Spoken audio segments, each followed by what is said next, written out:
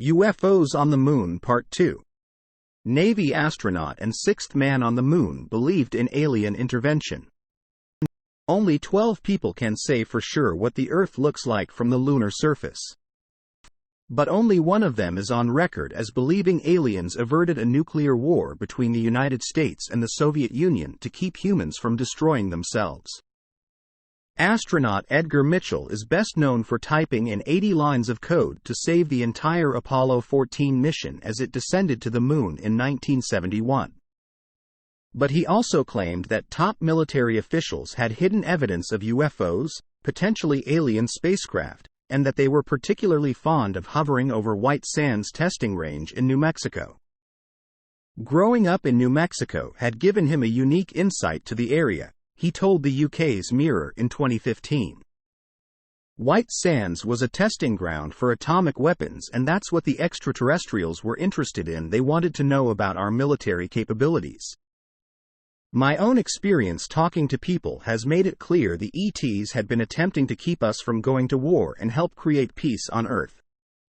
Mitchell also told the Mirror that other military personnel had confided in him that alien spacecraft were responsible for disabling nuclear missiles and for shooting them down over the Pacific coast. He started talking publicly about his less mainstream beliefs in 1973, just 2 years after landing on the moon, when he abruptly left NASA, divorced his wife and founded the Institute for Noetic Sciences. He used that as a platform to discuss exploring new worlds in ways separate from known science or religion. He became convinced that extraterrestrial life had been visiting Earth and helping humanity along a more spiritual path. Mitchell began to form his metaphysical and extraterrestrial beliefs during his training as an aviator, but he wasn't known as a cook or prone to making wild statements. He was one of the U.S. military's most able and brilliant pilots. NASA would recognize this potential as well, giving Mitchell the chance to live the dream he'd had since President John F. Kennedy challenged the United States to land a man on the moon. When Kennedy announced the space program's goal to reach the moon in 1961, Mitchell was ready to go. "That's what I wanted, because it was the bear going over the mountain to see what he could see. And what could you learn?" he said. "I've been devoted to that, to exploration, education and discovery since my earliest years, and that's what kept me going." Mitchell spent much of his adult life in the U.S. Navy. He was a naval aviator before attending the Navy's postgraduate school.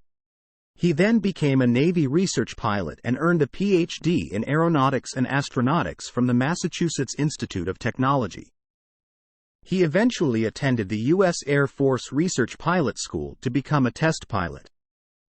While he was working to graduate first in his class as a test pilot, he was instructing astronauts in mathematics and navigation. In 1966, just 13 years after enlisting, he became a NASA astronaut.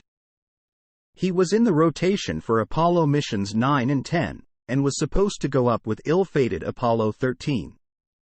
But it was during Apollo 14 that Edgar Mitchell was finally able to set foot on the moon's surface.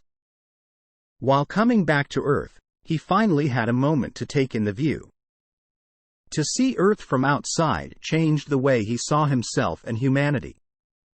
In a 2016 interview with Vice, he called it powerful overview effect. From looking at Earth from space, you come up with the question, who are we? How did we get here, and where's all this going? And that's an ancient question that humans have asked for a long time. My experience was to realize that perhaps our science is wrong at answering these questions, and perhaps our religious cosmologies are archaic and flawed. And given that now we are an extraterrestrial civilization ourselves, we need to re-ask these questions, and do a lot more work to find the answers. The once enlisted sailor who became the sixth human on the moon died in 2016 at age 85. Source: reposted and summarized from Blake Stilwell at Military.